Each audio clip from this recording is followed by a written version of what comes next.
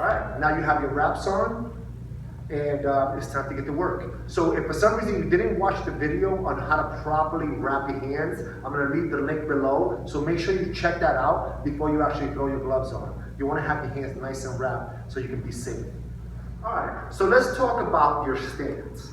All right, first of all, depending on whether you're right-handed or left-handed, you always want, if you're gonna stand technically, you're always gonna feel comfortable standing opposite. You want your powerful hand to be your cross, your number 2 punch. All right, you wanna be light on your feet, and I want you to relax your shoulders. The stance that I want you to adopt, and right now I'm standing in the traditional stance, I want your back hand, your number 2 punch, to be about earlobe level. All right, I want your elbows nice and close to the body, but I want you to relax. Using up too much energy, being too tight, is only gonna work against you later on, all right? I want your front hand to be slightly in front of you, but not too far where it takes too much energy and power to bring it back, or too much time, because time is everything. All right, so I want this hand to be protecting the jaw, all right, elbows closed, and I want this hand to be slightly in front, about chin, mouth level.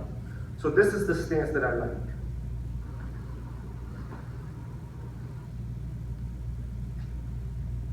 All right, from there, one of the most important things that I want to talk about is your bread and butter punch, your jab, all right? I want you light on your feet. You should never be heels down, heavy-footed. I want you to be nice and light on your feet and moving back and forth. That's very, very important. And it creates a certain rhythm for you to strike properly. When you punch with your jab, I want palm down. So you don't want to hit like this. As you go out, you rotate your wrist, and as you come back in, you rotate it back to the normal reset position.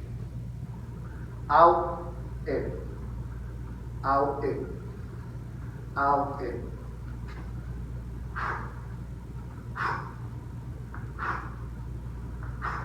You don't want to get into the habit of going out and getting lazy and doing this, okay? All right, you want to be nice and crisp with your punch. Forget about the power, focus on your technique first. Boom, boom, boom. This is the punch that you're going to probably fire the most.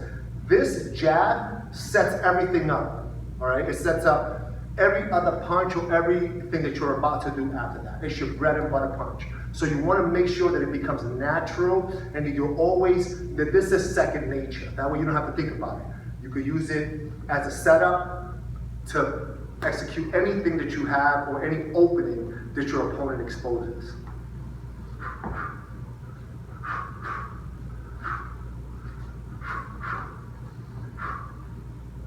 The second punch that we're going to talk about is your cross. If you ever trained with me one-on-one and we ever did any type of mitt work, I call it your number 2. This is your number 1.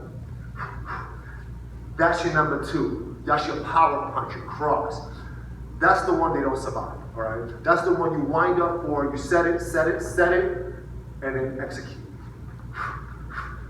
And again, this one is a bit more tricky because you're not just putting it out there like you do the jab. The jab, you're kind of putting it out there, blinding your opponent, keeping him moving, keeping him away from his thought and planning process. This one is the one you execute.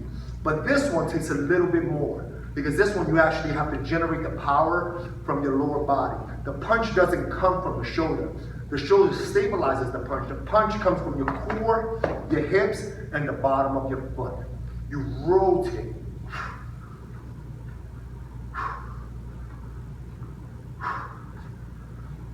Try not to get into the habit of doing, look at my jab, of doing this, all right? Because the counter that you're gonna receive from there is gonna ruin your day, all right? You're gonna get caught there and you're gonna wake up later on in the day. So I want you to come, keep that hand up at all times, all your hands up at all times.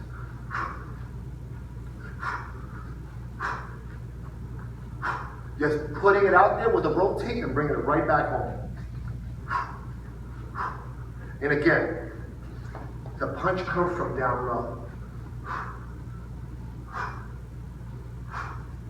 There's a small elastic reaction that as soon as I twist here,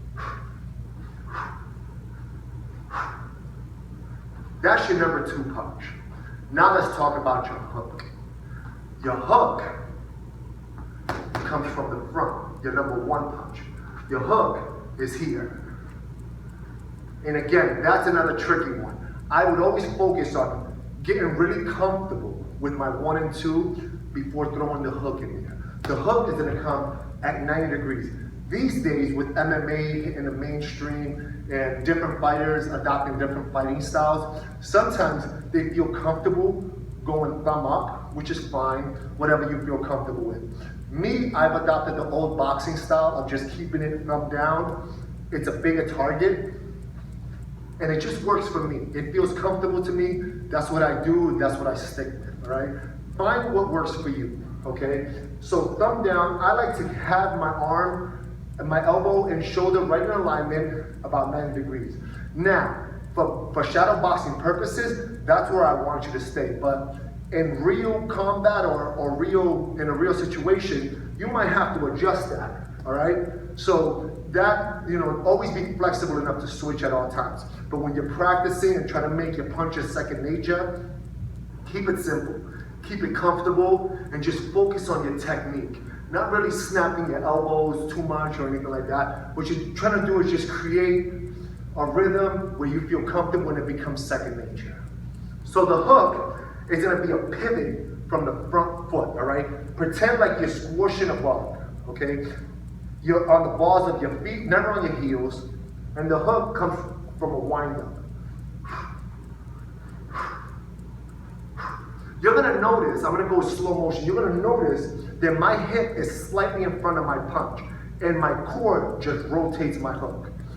So I'm gonna come in here, I come in here, and that's exaggerated. I just want you to see that everything is an elastic reaction from the core, from the lower body. I stabilize up top, and I drive it through.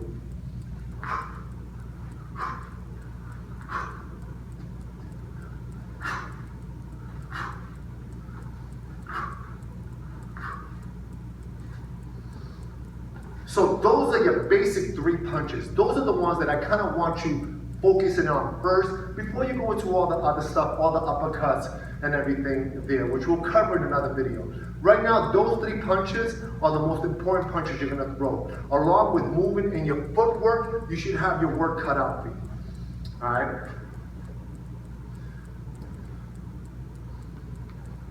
All right, y'all, just to kind of recap a little bit, in this video, we covered the 1, 2, and then the 3 punch.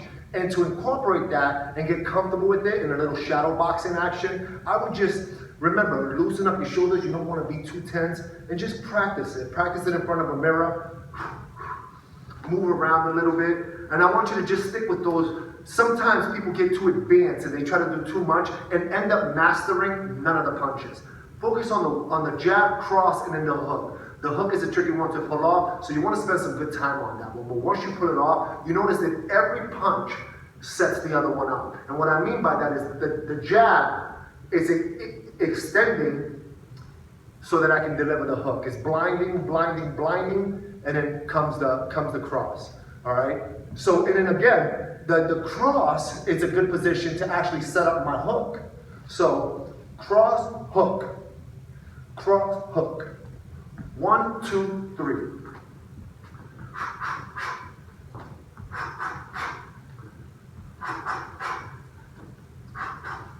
If you want to add a duck in there, that's up to you, which is something that I also cover in another video. Once you get more comfortable and advanced in this position. But again, have some fun with it. See what feels right, fix what doesn't.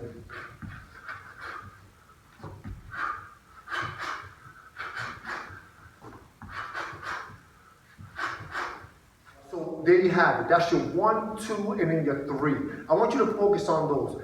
Do some mirror work. If you have a heavy bag at home, work on it on the heavy bag. Make sure that you master it. And also make sure that you check out the other videos on hand wraps, one on footwork, basic footwork, and then the other ones where I kind of take you through more advanced combos. My name is David Cruz. Thank you for letting me work out with you today.